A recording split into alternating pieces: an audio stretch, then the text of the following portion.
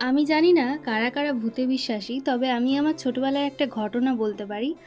আমি তাল আর কি খাওয়ার থেকেও গোড়াতে বেশি পছন্দ করতাম। আর তখন আমি যেহেতু ছোটবেলায় আর কি খুব একটা ছোট নয়, ওই 6-7 এ পড়ি এরকম একটা টিউশন গিয়েছিলাম। আর টিউশন থেকে আসার সময় আমি হচ্ছে তাল দেখতে পেয়েছি রাস্তায়।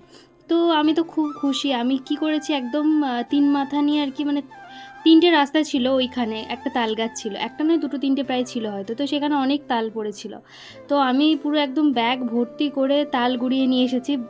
যা আমার খাতা বইপত্র ছিল সব মানে ক্যারিয়ালে রেখে, তো ব্যাগ ভর্তি করে তাল কুড়িয়ে নিয়ে এসেছি। তো বাড়িতে বলল যে এটা কালো তাল নয়, এটা খাওয়া যায় না।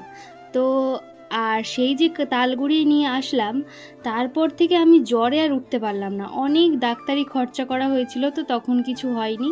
লাস্টে ওঝা ডেকে ঝাড়ফুঁক করতে, তো তখন ঠিকঠাক হয়েছিলাম আর কি। তাই আমি ভূতে বিশ্বাসী।